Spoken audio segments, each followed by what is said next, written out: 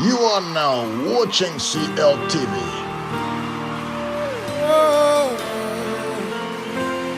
Please like, share, and subscribe.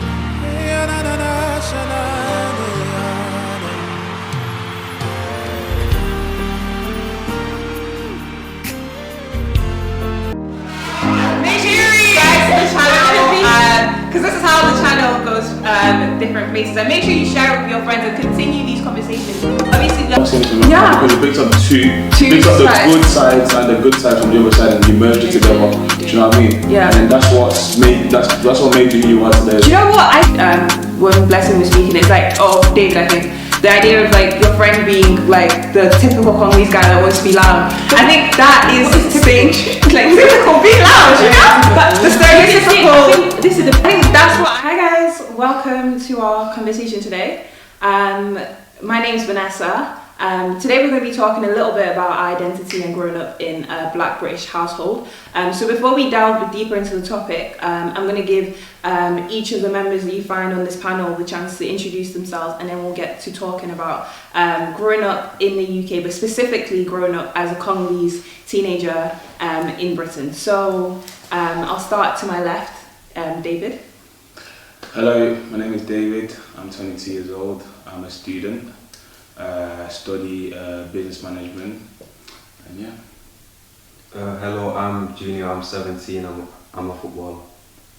Hello, my name is Blessing and I'm a student. I study forensic psychology and criminal justice. Hello, my name is Ariane and I'm an interior architecture student and I also work. I guess I'll introduce myself properly. My name is Vanessa. I'm a second year politics and international studies student, and I'll be your presenter for today's episode. So to start off our conversation, we're just going to talk a little bit about some of the things that we found special about growing up in UK, and particularly growing up as Congolese children. So was there any experience that you guys had in your childhood that made you realize the difference in your identity, like the fact that you were Congolese but you were also British? In school, was there any differences that you guys noticed? Anything really? Does anyone want to kick off the topic? I'll take it. But personally, I wouldn't say there wasn't that much of a difference because the friends that I surrounded myself with were not Congolese. You know, I only had one Congolese friend in high school, you know, from like the early stages and that. But in terms of like, you know, my friend growing up, I had a Nigerian friend and just one Congolese friend. So in terms of that, at home, it was a little bit different because obviously I had my sister, which we spoke English. My parents occasionally as well spoke English, but mostly the Lingala and stuff. But for me, not as much, but yes, it can have a bit of a, you know, impact on me, but I'll give words to everyone else. Does anyone want to talk about, because David touched on the fact that growing up he realised that he didn't have that many Congolese friends. So would you guys say that's an experience that you guys share? Was there many Congolese people in your schools? I had a wide range. A wide range of experience. When I was in actually high school, I think it was about two. I was the only Congolese girl in my year, and I believe there was another Congolese girl above me. So the year above me. Like David said, I feel like in my school there wasn't really many black people anyway. Like the school that I went to was mainly like white. And mainly like white people, and so in terms of like Congolese, I feel like now I can say I have more Congolese people because obviously our parents sort of like merge, you know. I feel like we're more surrounded with more Congolese people because now we've got to know other children, like my dad's friends' children. I'm quite close with them, and then there's like other people like at uni. When I went to university, I've met other people that I was able to like, you know, communicate with. I was able to become friends with. That's really my Okay. my take on that. I think Blessing, you were just saying that you had a wide range of experience. Do you want to speak a bit more about that? Like in high school, I had more of a wide range in terms of, I was mainly friends with females anyways, but how do I explain this? Like, so I had friends, Ghanaian friends, Zimbabwe, Nigerian, white, like Caucasian. So I had a wide range. So I kind of was able to, I had very open-minded friends as well. So they were able to adapt to kind of because I had another Congolese friend. We'd find ourselves like sat at the lunch table and we're like teaching each other languages, like teaching each other our language, or what's this in Lingala, or what's this in French, what's this in Yoruba, what's this. So what's it called? In high school there was definitely a wide range, which was obviously different to what David experienced. Yeah. So in terms of like what I'm getting from the panel is that we've had like a wide range of experiences. Would you say that the fact that some of you didn't grow up in the community per se, as in you wasn't surrounded by that many Congolese people, the fact that there wasn't other Congolese people, until you said till you reached an age where you became friends with your parents' friends' children.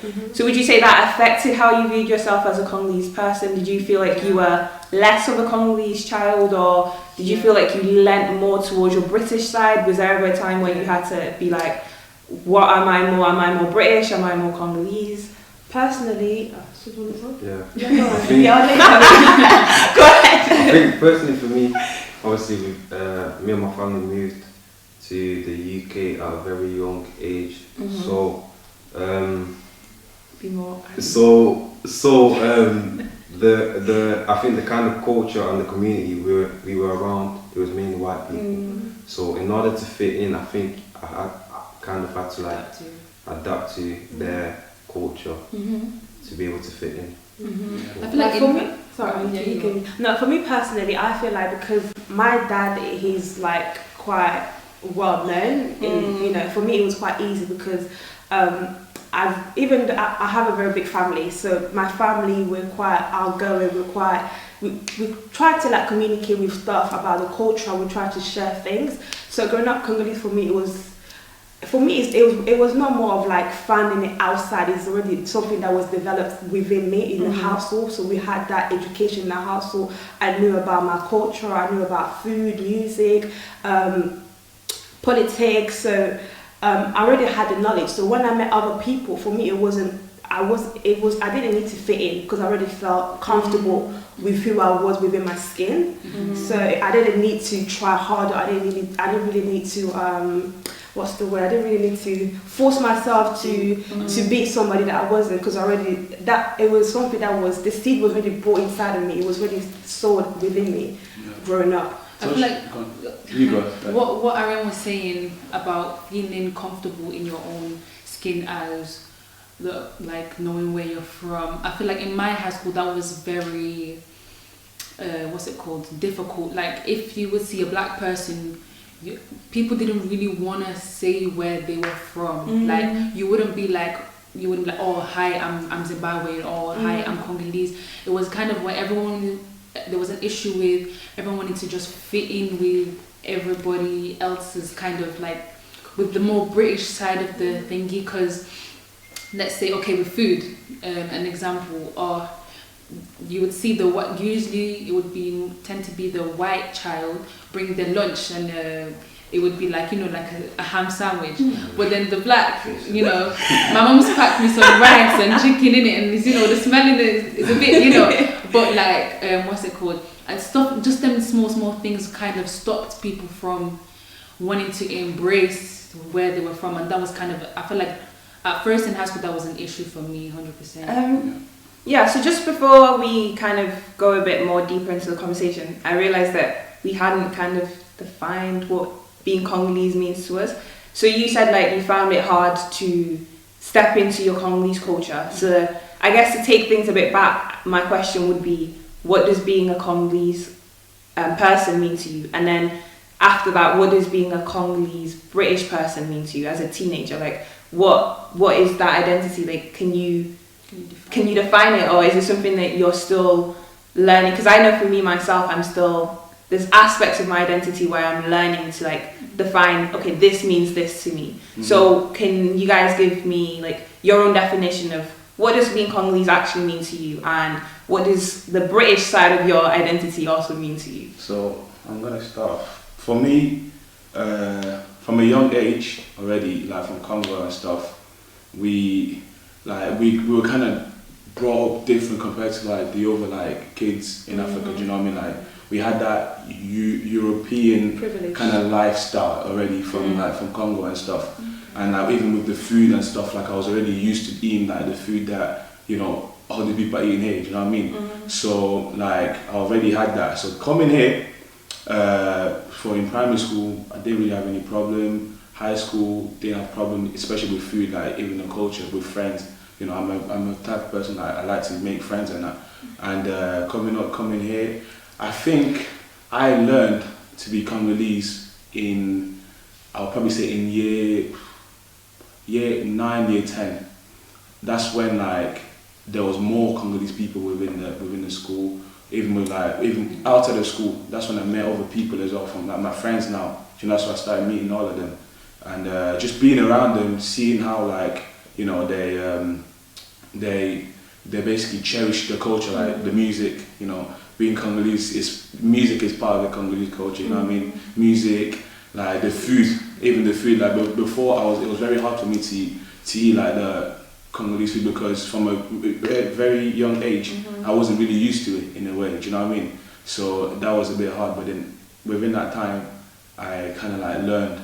You know, I started learning my culture, and I wanted to know more, like the history from there and that. And being a European or like a British, like you said, I don't really know. Again, like, because I feel like I didn't really see much of a difference growing up. Just probably like the environment was a little bit different. But yeah.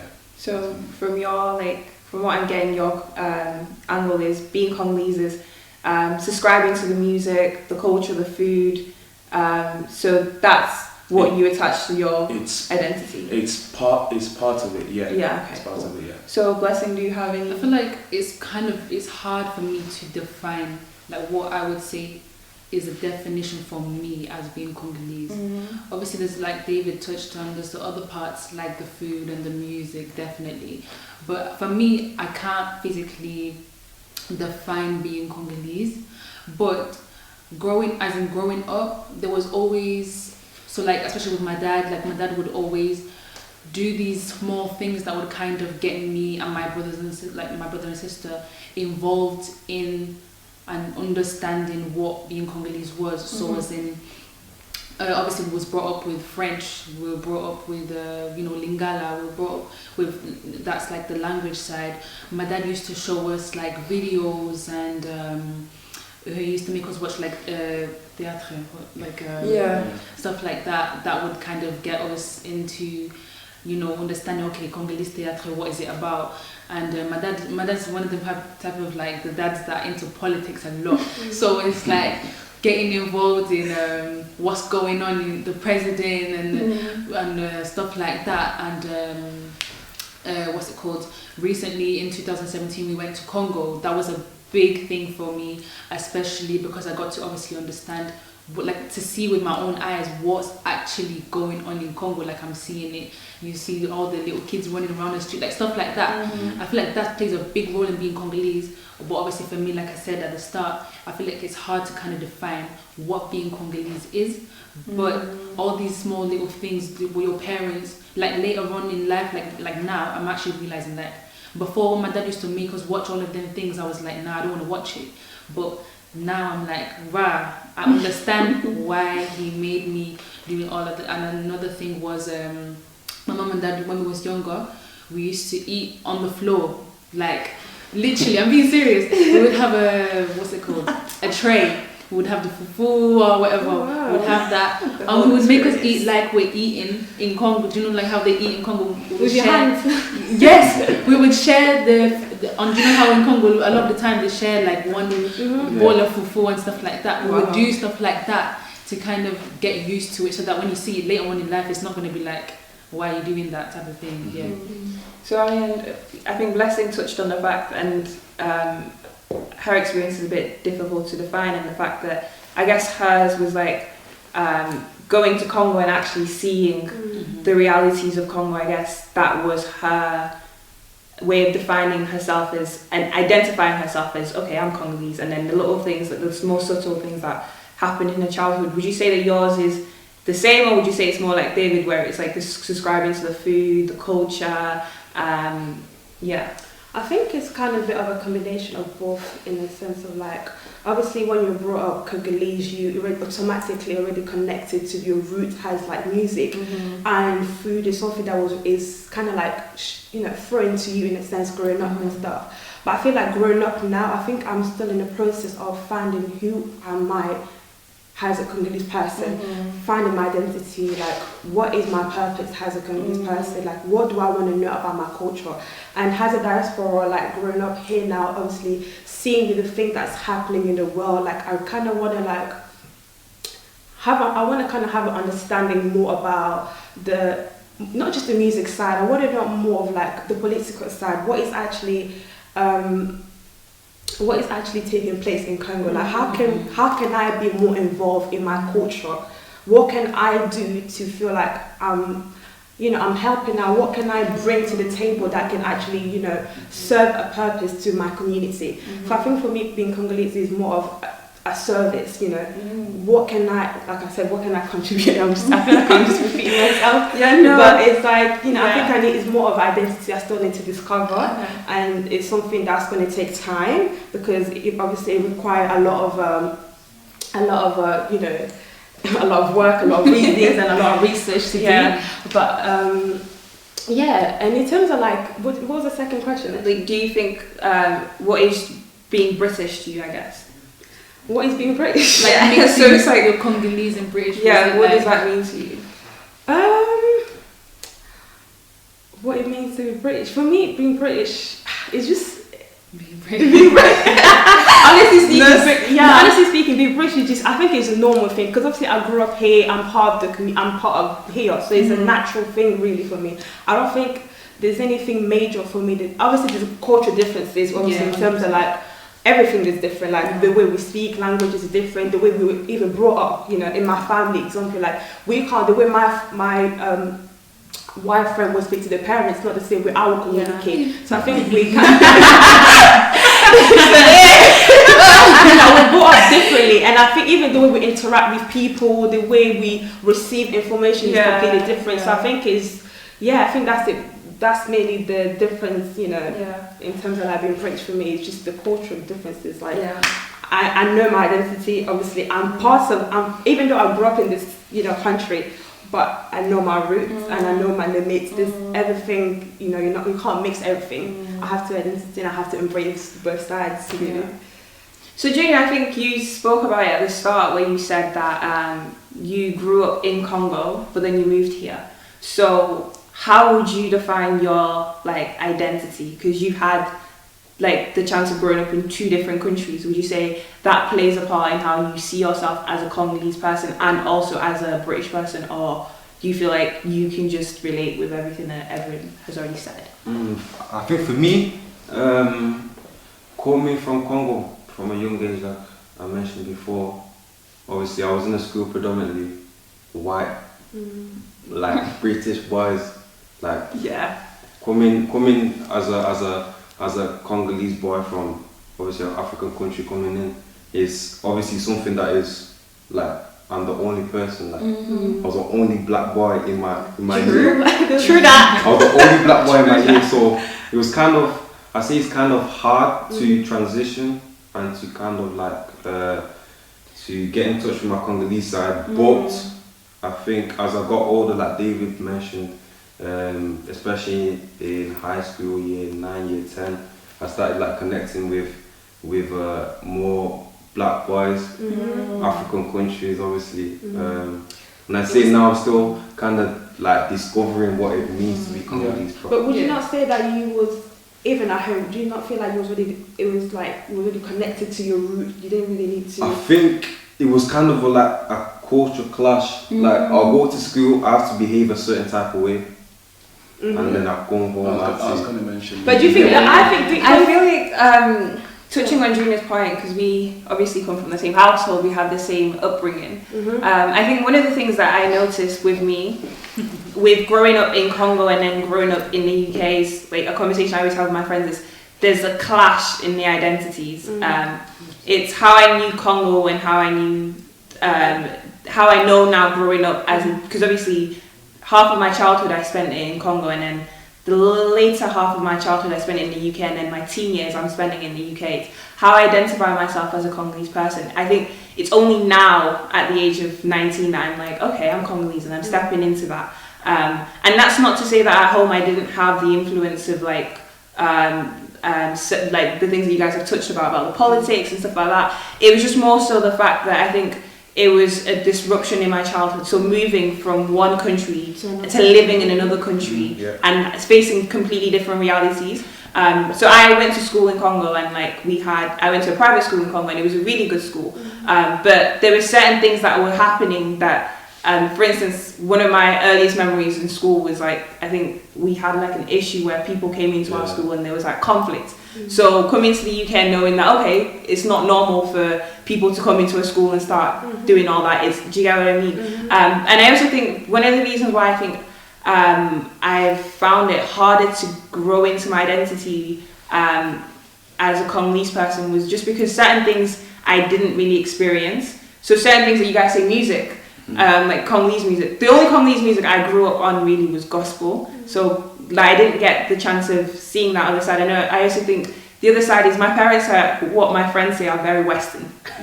They're not Western to me, but my friends say my parents are very Western. So there wasn't that much of a difference in terms of how I interacted with my parents, because I think I come from a household where my dad at least has this atmosphere of everybody, like it's a calm environment. We all talk a certain type of way. And I think it wasn't until I actually started connecting with Black African friends from other places that I realised my parents are a bit different to everyone else's parents. Do you get what I mean? That's what. So it's like, so at home we like, because for me like a big thing at home is when there's an issue we have family meetings, whereas my friend would be like, when there's an issue her mum just gets mad and da da da da. So it was kind of like stuff like that. But I think for me as well, in terms of claiming my identities, if I was to say what being Congolese is to me, I think I'm learning to define that now that I'm old enough to be mature enough to filter certain things. I think growing up, I think I used to attach a lot of negative things with being Congolese, and I say African, because I think like Blessing spoke about around the 2012 time, it was like everybody just used to hate being African. Everybody was just Congolese was not even an option. Everybody was just not African. We're just black, British, and if anything, we're French. If we're not French, we're Caribbean. You're Angolan, you're Portuguese, you're this.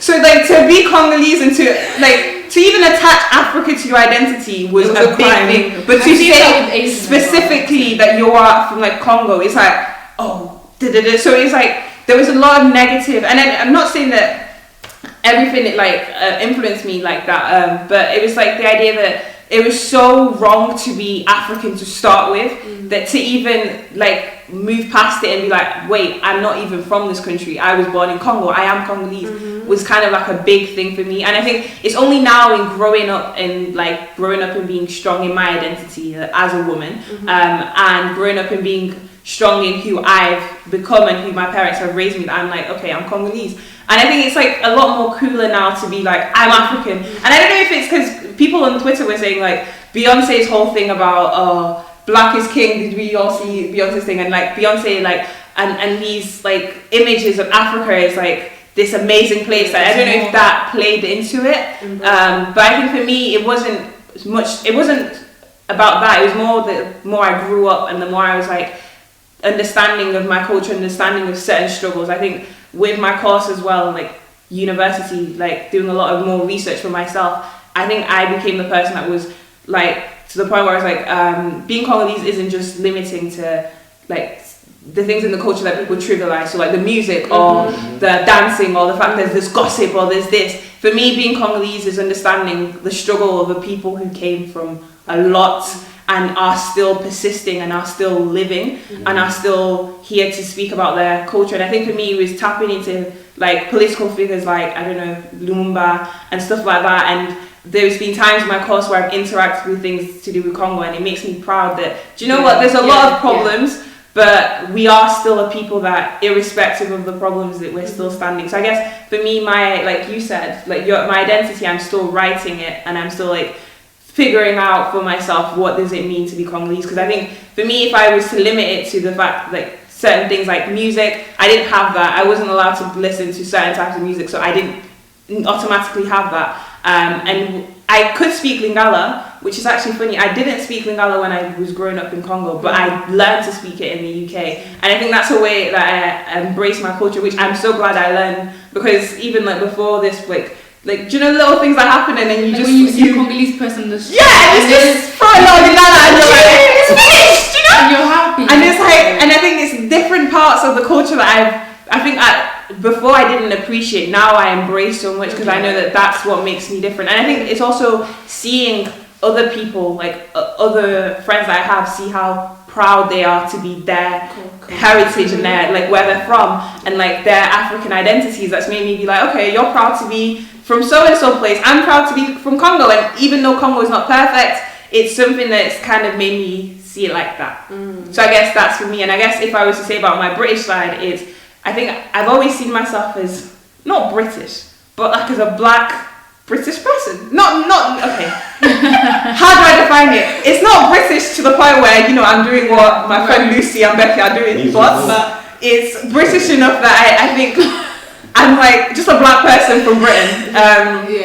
And I think it's more to do with like the education and like the fact that, you know, my parents encouraged me with sports and encouraged me to have, let's say, the same kind of childhood that other white children were having in Britain. So I think for me that made me be proud in being like British and being I don't see anything wrong in that though, because you picked up. But I approach it as, but I think there's a lot of people, especially like Ariane, you touched on the fact that we are the diaspora, so we are living in the UK. Some of us, like you said, you went to Congo for the first time in 2017. So we are the diaspora, and I think, do you sometimes feel like, because we get to pick and choose the parts of our identity we want, you sometimes feel like there's conflict between that? Do you feel like you can't be completely Congolese because you don't know the whole side of the struggle, or you can't be completely British because, I don't know, like you're black? And did you ever feel like there's conflict between that? Do you find yourself conflicted with identifying yourself as a Congolese person or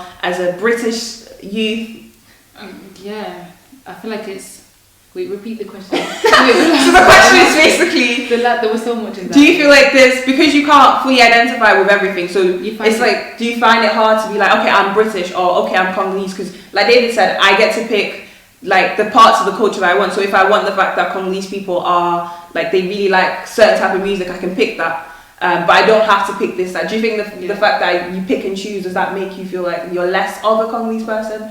Not necessarily, but I do admit, I do that, like choose which bit I want to thingy, because there's negative sides to every culture or every thingy. There's certain things that we see in like the Congolese community when we're like, nah. But like, yeah, that makes us kind of, I definitely do pick and choose.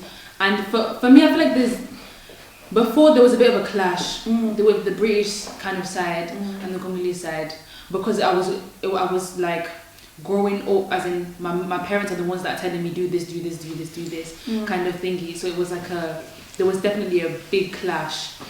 There was a time in high school when there was a huge clash between the black community side of the school and the white British side. There was a huge clash, and it was over something. You don't see it as something big, but when you actually like realize and you deep it, it's like, okay, it was an issue, and I know if my friends are gonna see this, they're gonna be like, oh my god. But it was basically an issue about kissing your teeth, right?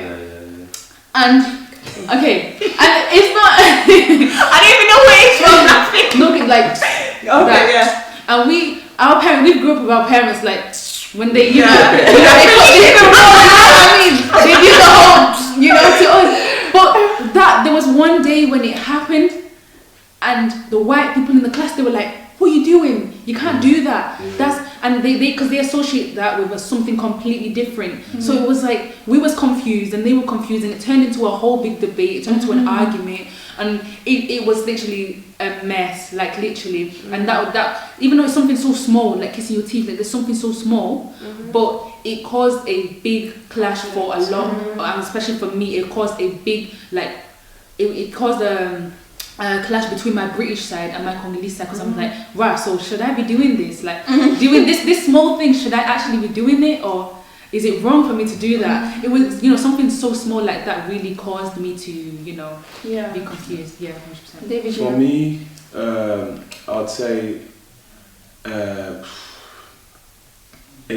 yes and no, because with the in life in general, you're supposed to pick up goods and bads. Do you know what I mean? You're supposed to pick up good and bad.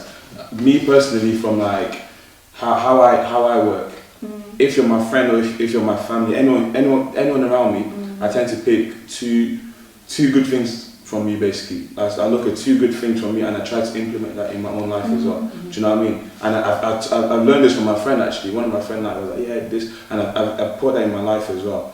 With in terms of was the question what if you? The question was basically the idea that, you know how we pick and choose the parts of our identity we want to claim. So if you like the Congolese music, I'm Congolese because of the music. Do you find the conflict between fully identifying yourself as a Congolese person, because you don't get the whole experience? So you get to have the music, but you don't get to be in this place where there's war and there's conflict, and do you get what I mean? Living in Congo and actually understanding the realities of Congo. So would you class yourself as a Congolese person still, or do you feel I can still class myself as a Congolese person, or do you no, I can't, I can say I'm half of a Congolese person, or I'm a bit? At first it was hard, in school. I remember cause one of my closest friend, he was watching, sorry, but my closest friend, he's my best friend, he's when he gets Congolese, he can get Congolese, you know what I mean? What does that mean? You don't have Congolese people shout in the corridor, shout. You know, no, I mean just, you know, like you mentioned, back in high school, it was a big thing. Yeah, it was speaking your own language in the school, it's mad. You'll be speaking you're keeping it low. You don't want everyone to hear. You know what I mean? You're trying to keep this kind of you want people to portray, to see you differently. You don't want people to see oh yeah, this African guy. You don't want that. Do you know what I mean? So at first it was hard, but then growing up, I've learned. You know, it's my culture. I can't. I'll take every good bit. You know. I mean, I'm not gonna say the bad, of course. You know what I mean? The bad, the few things, even with parenting and stuff. Even with my parents, I thank God, because both of my parents are they're down to earth. They'll speak to you. Do you know what I mean? They won't come shouting at you. Well, occasionally they'll shout, but they won't come shouting at you. You know what I mean?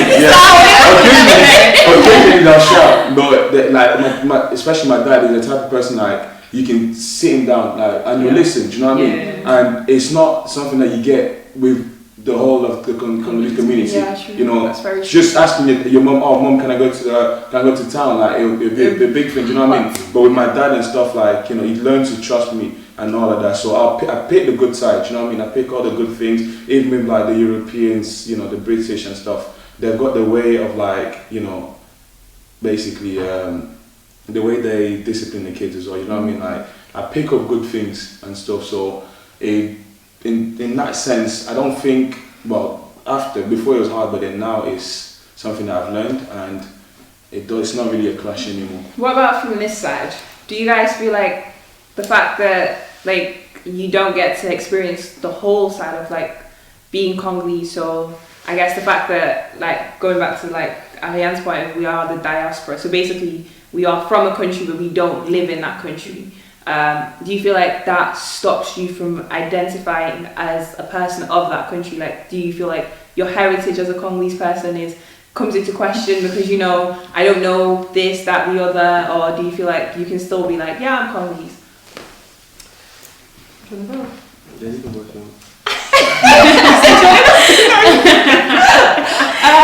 Cheeky. Like we said, as a diaspora, we can never fully experience what it's like to be fully Congolese. I think we can only claim based on what we were kind of like taught, like obviously like from what our parents taught us what it is to be Congolese. I tend to embrace every side of my Congoleseness. Like I'm very proud. You do? I can speak as a witness, she does. But I'm very Congolese. I'm very proud to be Congolese. I'm very proud to be able to speak two of the most languages that is spoken in Congo. I think, in terms of, I don't think there's anything that we're actually missing out because I don't have the experience. I don't really know what it's like to actually fully to live there. So the people that are living in Congo, they can basically claim they're fully Congolese because they're not like most of the stuff, even like in terms of like languages and stuff. Like, let's say if I go to Congo, I know that there's like this Lingala, there's like a new Lingala that is like this slang. Yeah. So there's like this slang that is fully spoken in Congo. So if I go, I won't be able to understand it. So I feel like there's part of me, I feel like there's different part of my Congolese that's been kind of like taken away from me. But in a sense of like, I can't fully take it because I'm not fully there, but I think I can just embrace it, and if I want to try to learn, I can always adapt, you know, on social media, which I'm very grateful that we're able to actually have access and to figure out what is actually happening back home. So I can actually take things and adapt. Oh, I want to learn this, like David and Blessing, they said that, you know, you can pick and choose what, obviously the good thing, we don't want to adapt the bad things. So I tend to pick and choose what I really want to bring and add to my culture and stuff. And what was this? That's really, I wanted to add nothing much. What about you, Junior? I think for me, like, it's getting, like, I'm connecting more with my Congolese side. I think with age, I think I'm starting to understand more like what it is to actually be Congolese. Yeah. And I think media has, in the past, I think they haven't really like shone a light on Congolese people or African people, but like in my field, I think football wise, there's more like upcoming stars that are from obviously not just African but Congolese backgrounds. Like I can name Yannick Balassi. Jeez.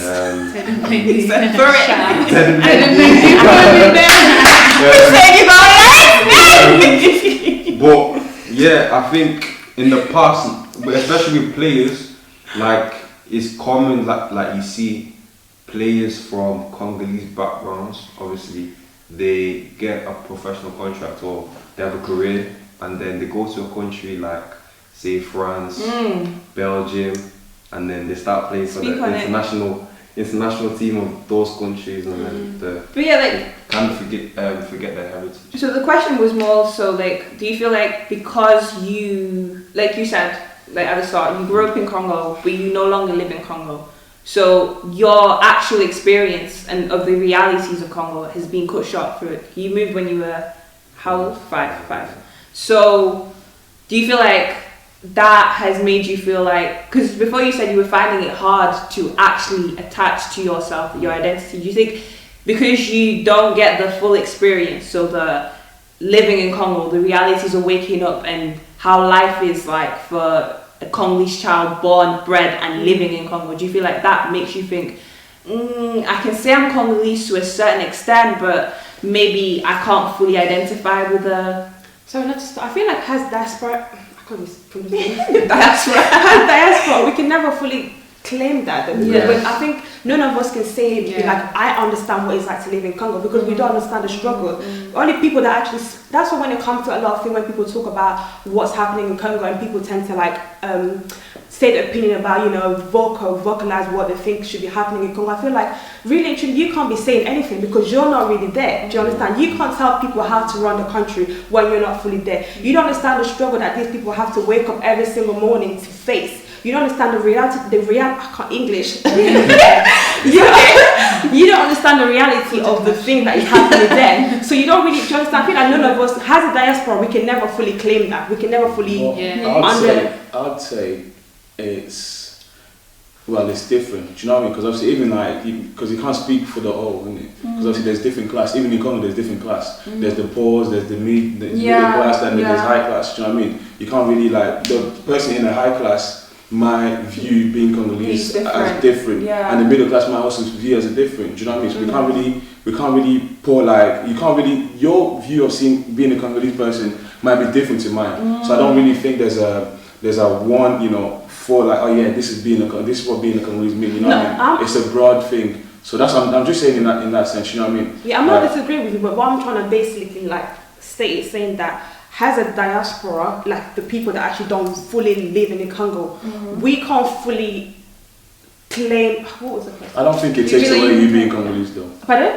I don't think that takes away. I'm not saying it takes away being Congolese, but it takes away a certain part of your identity as a Congolese. You can't fully. I'm not saying you can't identify yourself as Congolese, but it takes some aspects of you who you are as a Congolese person. Because I feel like I'm more of I understand both of you guys' points in the argument, and both arguments that you guys are posing, but please.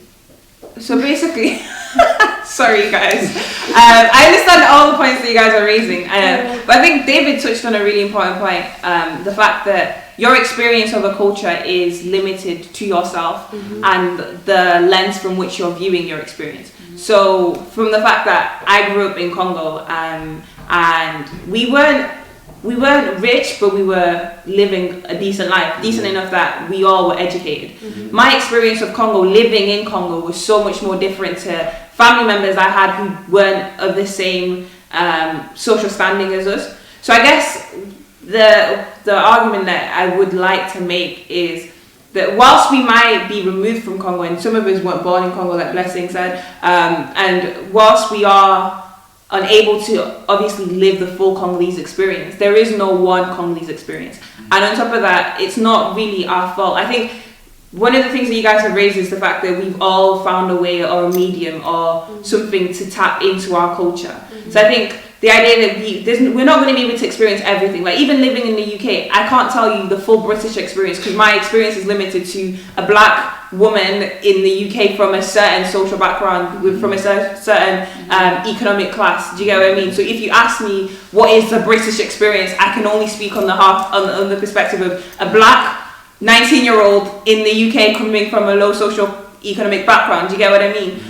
So I think that to say that is to basically say to anyone else who isn't living isn't living in Congo or anyone else as a part of them, because you picked up the good sides and the good sides from the other side and you merged it together. Do you know what I mean? Yeah. And then that's what made you who you are today. Do you know what? I think that's what the diaspora, whether in the UK, anywhere in the world, I don't think you should feel as though you can't completely identify with your identity. I think one of the things that I noticed when Blessing was speaking, it's David, I think the idea of your friend being the typical Congolese guy that wants to be loud. I think that is stage typical, be loud, you know. But the stereotypical. I think this is the thing. I feel like I kind of dislike a little bit when people say, "Oh, this person's too Congolese," or "This person is too loud," or "This person is this." What is honestly what is too Congolese? Can someone define? Okay, honestly, I would never say to. I would never hear a white person to say to another person, "Oh, you're too British." Yeah. But why do we? What is too Congolese? But I'm not gonna lie, because I used to be. I used to be one of them people be like, "Oh, she's too Congolese for me. I can't be around her." But then it's growing up now, understanding my culture. Now I'm realizing as a nada that I am, and I'm thinking, what is actually too Congolese? What is being too Congolese? I'll just answer that quickly, innit? It's not a valid answer, but it's just an answer that I want to give in it. Yeah. So let's say, for example, do you know when a white how could I say it? Yeah, a white person, who surrounds himself with black people. Do you know what I mean? And they might behave in a particular way. They'll be like, "Oh, you're too white." Do you know what I mean? But that's something. It's not fine. Do you know what I mean? It's not fine, but it's just the way the media, the way the world has made black people look in a way, and it's not fully gone. Do you know what I mean? Yeah, so they look at us in a certain way. Do you know what I mean? You might go for a job interview, you're dressed nice, and then someone else might let's say you go to an interview with your short hair. yeah, you cut your hair, and then someone who probably you probably got more qualification than this white person, but then the way you are, that's not what that's not what they're looking for. Do you know what I mean? Yeah. And then that thing, I think it kind of like it's within everybody in a way. So I don't know if that answers the question. I guess what I was more so saying was the idea that like the fact that I think that our identities with age and with like the fact that things have evolved, that I've started to see like a mirror between our identity and say what I would say around like the slavery times. So the idea that it wasn't cool and it was definitely not allowed for slaves to communicate in their native tongue, but we hung on to it and we like clinged onto it. And that's why like if you look in like America, not that America was the only place that slavery was happening, but in America there's certain like things that like languages, I think it's called, I don't know what the actual the term is, but it's like there's certain way that they speak that is like the new, but I don't know, but it's like the certain way that they speak that is like the evolution of them trying to keep hold of their like languages that's made its way to their new culture. So I think when you were saying that your friend still trying to be like the guy that's like screaming in the corridor or whatever, it's like you're like that might be seen as negative to some people, but it's like the idea that you are still clinging to your identity, that you don't want to conform. And I think what I was really trying to say in terms of like as the diaspora and growing up in the UK and growing up here, it's the fact that we might not always have the experience of living in Congo, but it's why we have social media. We have different platforms to keep ourselves as updated as we can, because whilst it's great to pick the good sides of being Congolese, the music, the food, the to have an impact, and it's up to us to inform ourselves, because I think like we've all said that there's a lack of representation, there's a lack of being informed. The BBC is never going to put a production that says being Congolese and the lives of Congolese people, so it's up to us. So whilst we pick the good sides and whilst we can sit here and be like, I like Fali and I like this person, that, the other, you should also be able to be like, in Congo right now, for instance, there's issues in Congo, and it's like, it's up to us as the diaspora to be the mouthpiece of the people who aren't speaking or who aren't able to speak for themselves. And I guess for me, then that is how I would say that although you don't have the full experience, that you are still a Congolese person, validated in your identity. But yeah, guys, I guess that's just to... I was just going to say, like, as a diaspora, I feel like it's very, like, you said it's something that is very important for us to actually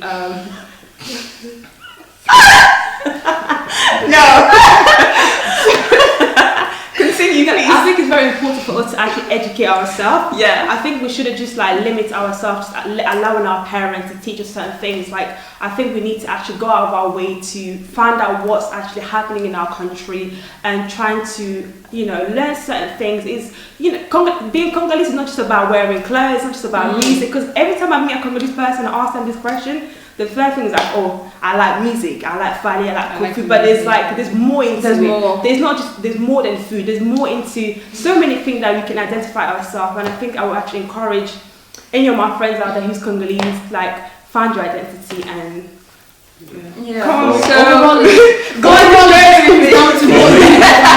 But I guess that was... I'll give it. Well, my last message is, again, same as what everybody said in it, but like, always remember, like, when like the people from like different African countries, like I mentioned, oh, what you know, I like when they want to praise Congo, is, yeah, your music is good, yeah, your this is good, you know. No one's saying, oh, I've been to Kinshasa, Kinshasa is beautiful. No one said, oh, I've been to this is beautiful. Like, I think probably like, no, I don't even think a lot of people know, but did you guys know it snows in Congo? No. I educate myself, guys.